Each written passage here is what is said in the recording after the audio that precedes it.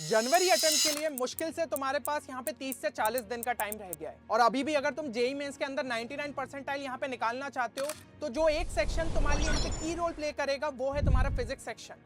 क्योंकि जितने मार्क्स का तुम टारगेट लेते हुए चल रहे हो ना 99 परसेंटाइल के लिए, उसमें से आधे मार्क्स तो तुम फिजिक्स के अंदर ही आराम से पा सकते हो।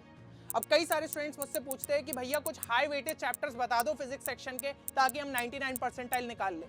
तो यार मैं तो सीधी सी बात कहूंगा, तुमने ऐसे कई सारे वीडियोस तो ऑलरेडी यूट्यूब पे देख लिए होंगे, लेकिन जानने वाली जो हमारे लिए बात है वो ये है कि अगर तुम सिर्फ 40-50% सिलेबस यहाँ पे फिजिक्स में करके जा रहे हो तो तुम्हारा कुछ भी नहीं हो पाएगा।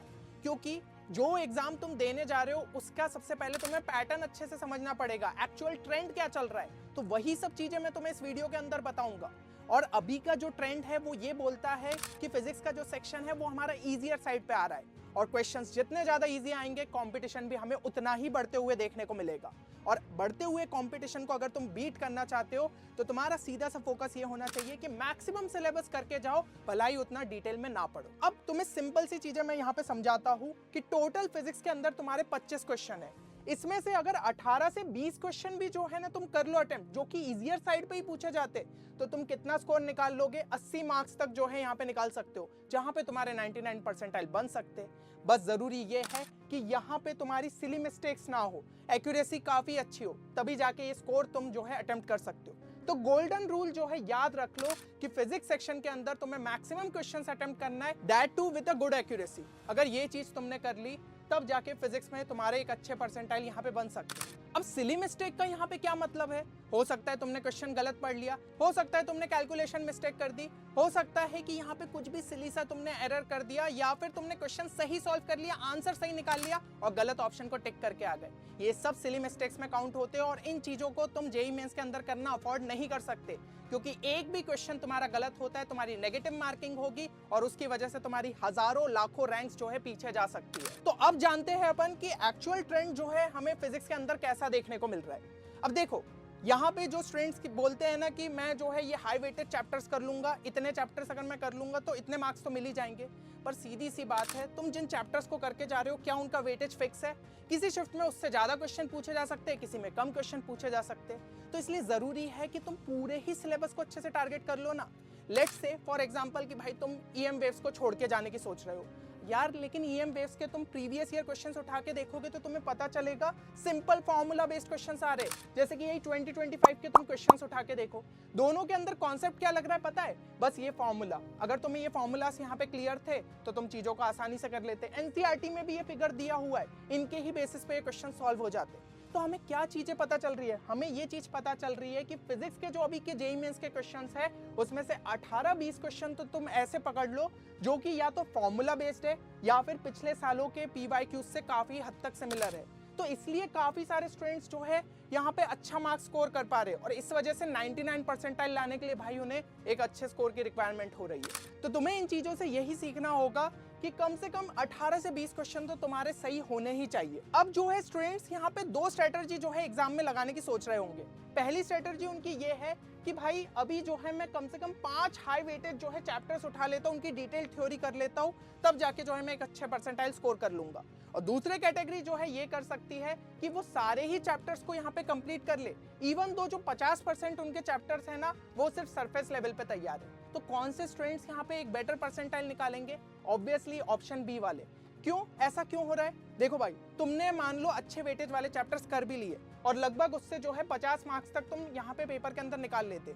अब लेकिन उसमें से जो तुम 50 मार्क्स के लेवल के क्वेश्चंस लगा के आए हो उसमें क्या सारे सही हो जाएंगे? नहीं, 2-3 क्वेश्चंस हो सकता है गलत हो जाएंगे। तो ये जो है स्कोर तुम्हारा ड्रॉप होके हो गया 30-40 मार्क्स। अब इस पे तुम्हारे भाई परसेंटाइल कितने बनेंगे? 60 परसेंटाइल, 70 परसेंटाइल, 80 परसेंटाइल, जहाँ पे वैल्यू सभी की सेम है, क्योंकि इस पे तुम्हें एक अच्छा कॉलेज मिल ही नहीं सकता। तो यहाँ पे जरूरी यही हो जाता है कि तुम सभी चैप्टर्स को यहाँ पे कंप्लीट करके जाओ, भलाई उतना डिटेल में ना पढ़ो। अगर सरफेस लेवल पे भी तैयार है, सरफेस लेवल से मेरा क्या मतलब है कि इंपॉर्टेंट फॉर्मूलेस तुम्हें यहाँ पे पता है, उसका एप्लीकेशन किस तरीके से क्वेश्चंस के अंदर लगना है, तो भी जो है तुम काफी सारे क्वेश्चंस को यहाँ पे अटेम्प्ट कर लोगे और एक बेटर परसेंटाइल ले आओगे, जिसकी वजह से तुम्हारा ओवरऑल परसेंटाइल भी यहाँ पे बढ़ जाएगा। अब यहाँ पे हम बात करते हैं हाई वेटेज चैप्टर्स की, क्योंकि मन में तो सवाल है कि भैया हाई वेटेज चैप्टर्स अभी पिछले ईयर के ट्रेंड पे ही बता दो कम से कम। तो देखो सब्र रखो, कोई टेंशन की बात नहीं है, मैं बताता हूँ। सबसे पहले जो है हम मैकेनिक्स की बात कर लेते हैं। मैकेनिक्स कितना अभी जो है परसेंटेज देखने को मिल रहा है, 30 से 35% जो है ज़्यादातर शिफ्ट्स में पूछा गया है। लेकिन ज़्यादातर शिफ्ट्स में पूछा गया है ना, क्योंकि कुछ शिफ्ट्स ऐसी भी थी जिसमें मैकेनिक्स का एकदम से जो है यहाँ पे ड्रॉप हो गया और पता चला रे ऑप्टिक्स के ज़्यादा क्वेश्चन पूछ लिए।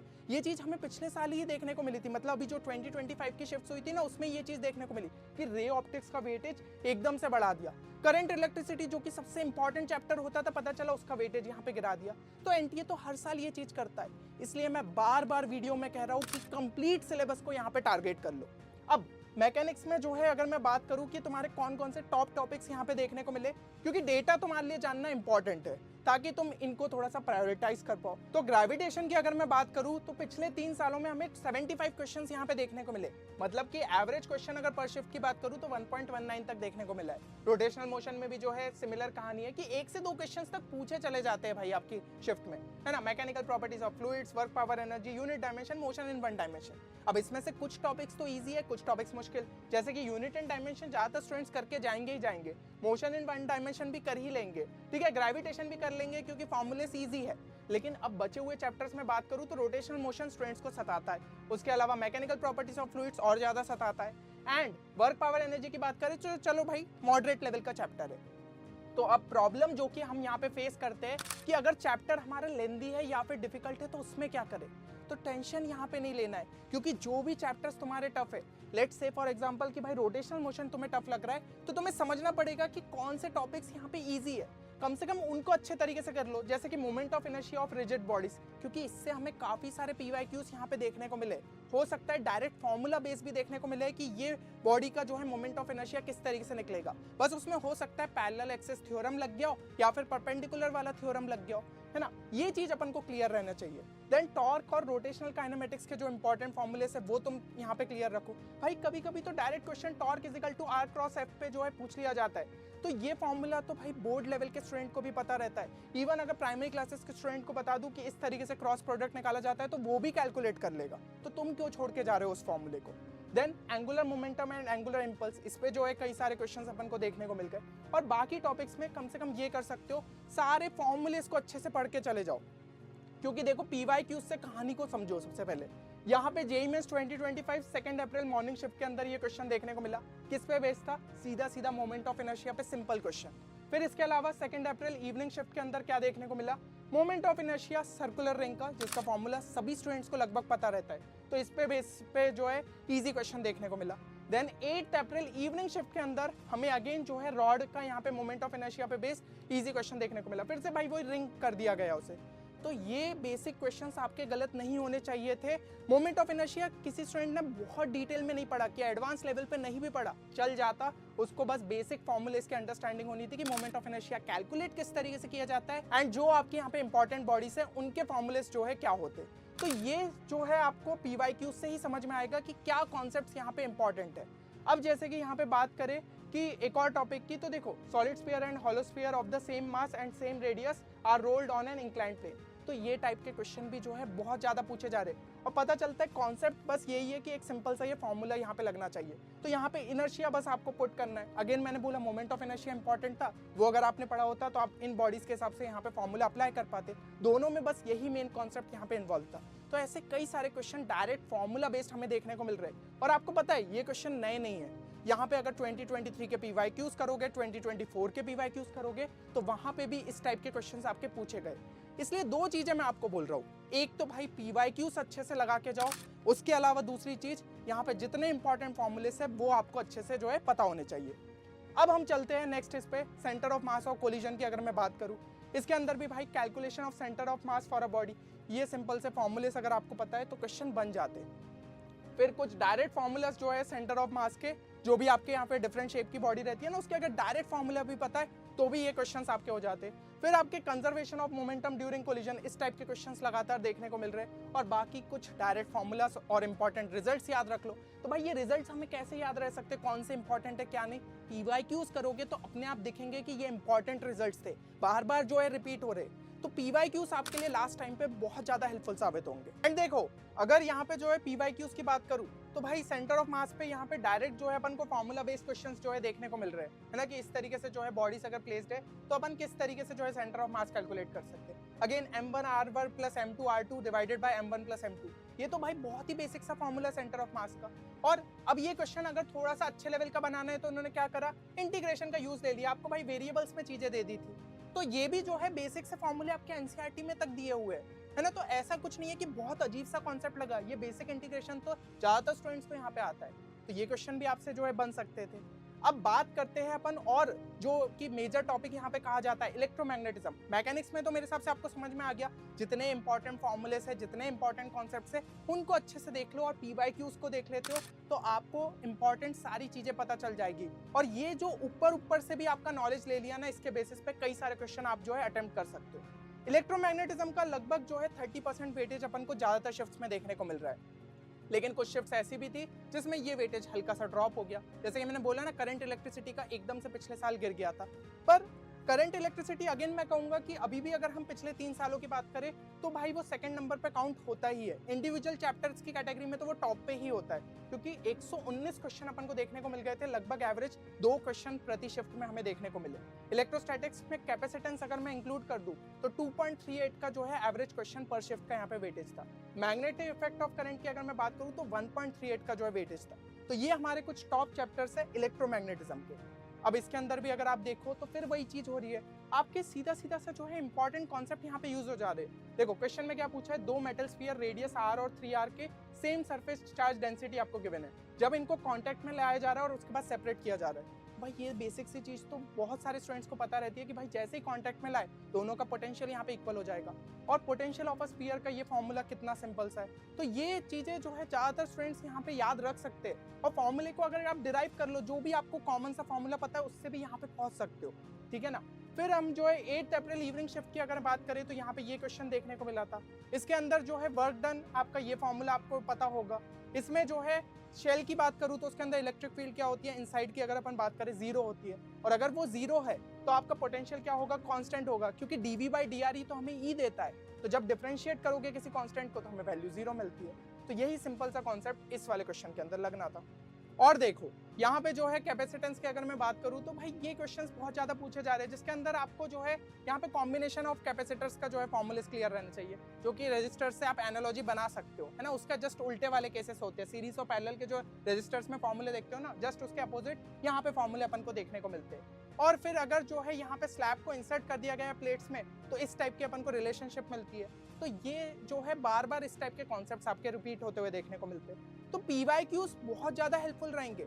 अब देखो मैंने जैसे टॉप चैप्टर्स बताए, लेकिन एसी और ईएमआई भी जो है वो भी पढ़ के चले जाओ। माना कि इनका जो है वेटेज हमें कम देखने को मिला, किसी शिफ्ट में एक आधा क्वेश्चन पूछा गया, किसी में बिल्कुल नहीं पूछा गया, किसी में 2 पूछ लिए गए। तो भाई जिनमें 2 पूछे गए थे उनके हिसाब से तो अपन को पढ़ के जाना चाहिए था।